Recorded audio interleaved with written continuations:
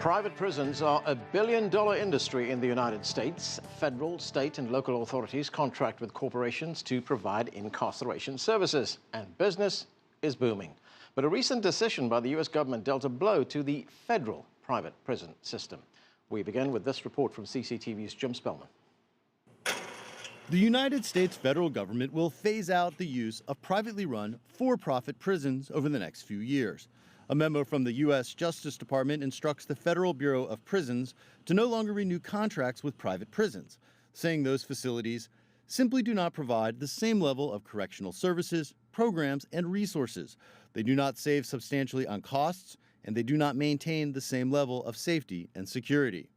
As of 2014, about 2.2 million people were incarcerated in the U.S. The coming changes apply to approximately 22,000 inmates residing in 13 privately run facilities in the Federal Bureau of Prisons system. Including state and local jails and prisons, about 130,000 inmates are housed in private institutions. The phase-out of federal private prisons will not affect these facilities. The widespread privatization of state prisons began in the 1980s. In 1997, the federal government began outsourcing incarceration as the number of people in prisons skyrocketed. I can do it cheaper every day per inmate than the state or the parish can do it every day. And for the facilities that have federal contracts, we have proven we can do it cheaper than the federal prisons can. A 2014 study by Temple University, partially funded by the private prison industry, found that private jails and prisons can operate much cheaper than public prisons, sometimes saving states more than 50%. But a recent Justice Department Inspector General report finds that private prisons incurred more safety and security incidents per capita than comparable Bureau of Prisons institutions. Prisoners say the private prison experience can be vastly different than a public prison. Private facility, it don't have field work, or a lot of them don't have trade schools. See, but in a state facility, you can take up these trades, or you can go work in the field, you can work on the barn, like there's all different types of jobs, but here jobs are limited. Prison reform advocates argue private prisons put profits ahead of what's best for the community, prisoners, and correctional officers. We begin to make criminal justice policies not based on what reduces crime or how do we save taxpayer dollars, but we base criminal justice policy based on what is going to drive the economic engines of the criminal justice system. And now another federal agency, Immigration and Customs Enforcement, or ICE, is reviewing its use of private prisons to house immigration offenders. That report is due in November and could lead to ICE phasing out its use of those private, for-profit prisons. Jim Spellman, CCTV, Washington. Joining us now in the studio, Christopher Petrella is a lecturer at Bates College and a researcher on race and criminal justice. Also with me in the studio, Hillary Shelton is the director of the Washington Bureau for the NAACP, America's largest civil rights organization. From Florida, Alex Friedman is the managing editor of Prison Legal News. He served time for armed robbery in both state and private prisons.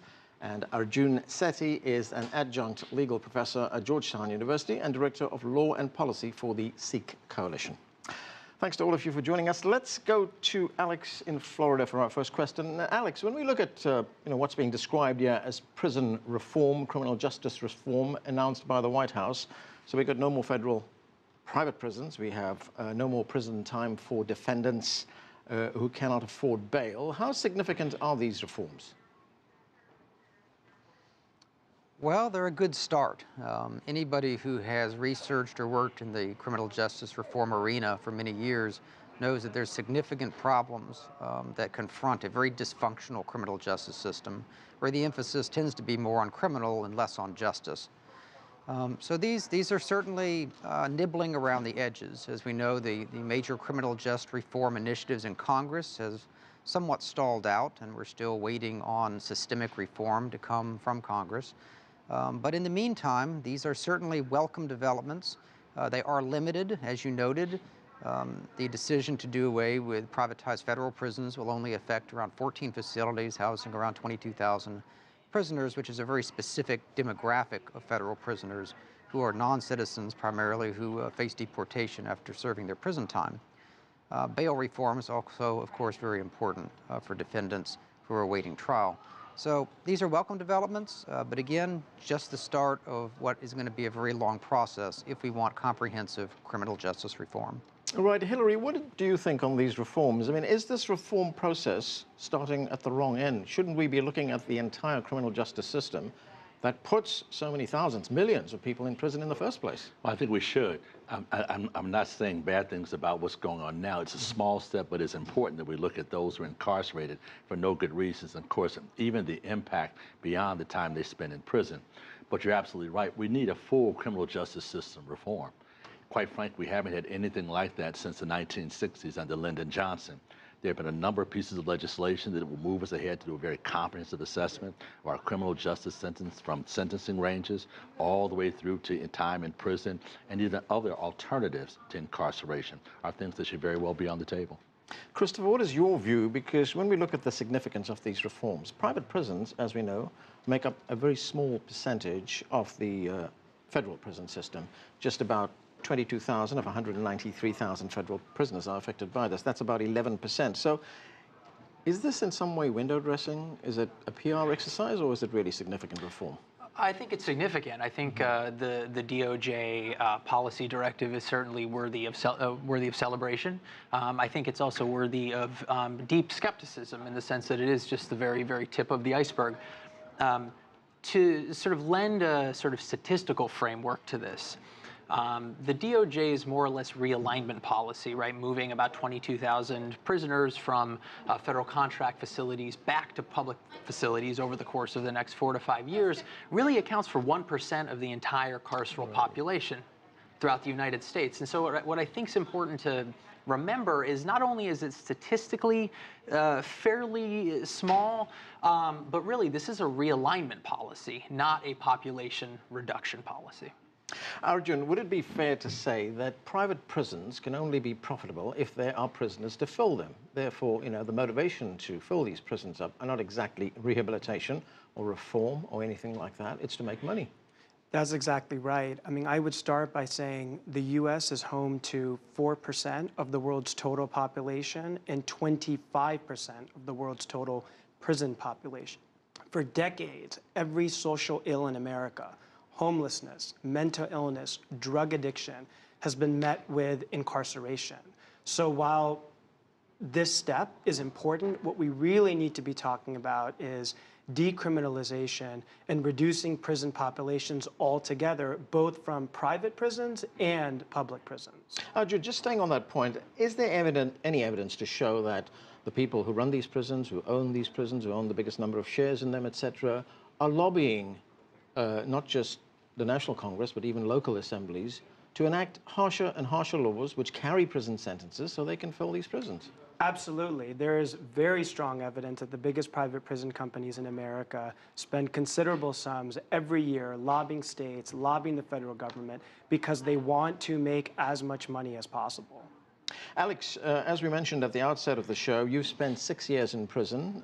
You were in a for-profit prison in Tennessee. You also spent time in a state prison. What were those experiences like, and what were the major differences that you saw?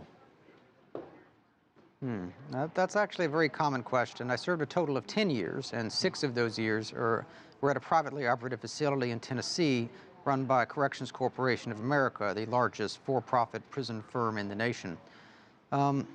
Prison is prison, and when you're in a correctional facility, whether it's public or private, you're still in prison. So in many respects, the experience that I had, and hundreds of thousands of other prisoners have, is not terribly different from being in a public prison. But the things that I noticed specifically, the differences in being in a private prison: one, there was a great emphasis on cost cutting, an enormous emphasis on reducing costs in order to generate profit. And that translated into things such as rationing toilet paper, handing out fewer blankets than in state prisons, understaffing the facility, having constant staff turnover because of the low wages that they would pay their staff, and they couldn't retain staff at the facility. So constantly had guards in the training mode coming in and out of the facility. And also using prisoner labor for security-related issues. And for example, they would have the inmates string the razor wire on the fences. They had inmates design a program in the computer lab to track the failures of the motion detectors on the perimeter fences. They gave me the floor plan of the facility so I could design fire evacuation diagrams for the prison. Now, all these things, when you have inmates do them, it saves money because inmate labor is practically free. But those security-related things, typically you don't want prisoners doing them for obvious reasons. But the focus of the private prison was so much on the bottom line, on making profit. They had a sign out front that would have their daily stock price, which they only removed once the stock started going down. But that was the emphasis, that was the focus. It had nothing to do with public safety or providing a public service for the public good. It rather had to do with private profit. All right, so Hillary, we have these private prison operators who will tell us that they can do it more cheaply than the state system, in some cases as much as 50% less expensive. But at the same time, as Alex has been pointing out, if safety is sacrificed, if they use fewer guards, for instance, it's not the same. I mean, it's more dangerous, isn't it? Well, not only is it more dangerous, but you're losing programs if you're thinking about what happens when people come out of prison. What is the purpose of incarceration should probably be the first issue on the table. Well, the purpose is hopefully to actually prepare people to come back into the world. You pay your penance, that is, you spend your time, you pay for the crime you committed, but hopefully when we return you home, you can become a more constructive, contributing member of your communities. That means we need programs in the prisons. We've seen prisons that at one time we provided even an opportunity for higher education. What all the data shows is the higher your level of educational attainment when you come out of prison, the less likely you are to go back in, if that's your intent. If the idea is profit, then quite frankly, you want that revolving door to continue being that revolving door. So we still need to fix that problem. Chris, you've done a lot of research on the intersection of race and the correction system. What have you found? Yeah, this is a great seg because it also deals with the profit motive and ways that companies tend to prevent the erosion of their profits. As a researcher, I can tell you that there's not a single non-industry funded study that I've ever seen that I consider to be methodologically transparent and sound that demonstrates unimpeachably that private prisons save money for taxpayers relative to public facilities, if we want to use that, that sort of language. And so part of my research in the past has dealt with that very distinction. And what I found was that private prison companies like CCA and GEO, but specifically CCA, architects their contracts with these public agencies to prevent them from having to incarcerate the most costly prisoners. That is to say, older and or geriatric and or infirmed prisoners who will erode the bottom line. So whereas public prison companies don't necessarily have the luxury of choosing who they incarcerate, private prison companies do, and therefore makes any cost analysis, or at least cost comparison, very, very difficult. So that's all driven by a profit motive? In many respects, yes. Public prisons are also driven by a profit motive in some respects as well, because the way that they're financed through bonding, through bond issues, lease revenue bonds, general obligation bonds, often requires that investment banks bundle, package, and sell, and sometimes buy that debt issuance, which means that even if California builds a public prison, financial services industries and industry companies are still making a lot of money, irrespective of whether or not those beds get filled. If the prison gets built, Goldman Sachs gets a hefty percentage on their investment. All right. So, Arjun, we have the White House announcing these reforms. It affects only federal private prisons. What about the state system? Is there any movement among states to change that as well? Very little, and it's disconcerting. The states have been using private prisons for decades. Furthermore, ICE, Immigration Customs Enforcement, also uses private prisons. So the Obama administration is detaining roughly 300,000 immigrants a year, and the majority of them are placed in private prisons as well. So we need to be revisiting the use of private prisons by states, but also by ICE. Alex, you wanted to say something there? I wanted to jump in just for a moment. Yeah. The slightly rosy side, or the slightly silver lining, is that some states have decided to back off. Kentucky no longer contracts with private prison companies. They used to have 3 private prisons in the state, now they have none, although I believe they're trying to repurpose those facilities. Idaho canceled its contract with CCA after a massive scandal of fraud in an FBI investigation and the company admitting that its employees had falsified staffing records. And CCA no longer has that contract, and so on. So there's, and Texas, believe it or not, which is kind of known as the prison state in the nation, has canceled 2 private prison contracts in the last several years and no longer contracts with CCA for those 2 facilities, although it continues to contract for dozens more. So although, yes, the states are still using private prisons to a large extent, and definitely ICE is still using privatized immigration detention facilities, some states have seen the light, and this predates what the Department of Justice found in the Office of the Inspector General report.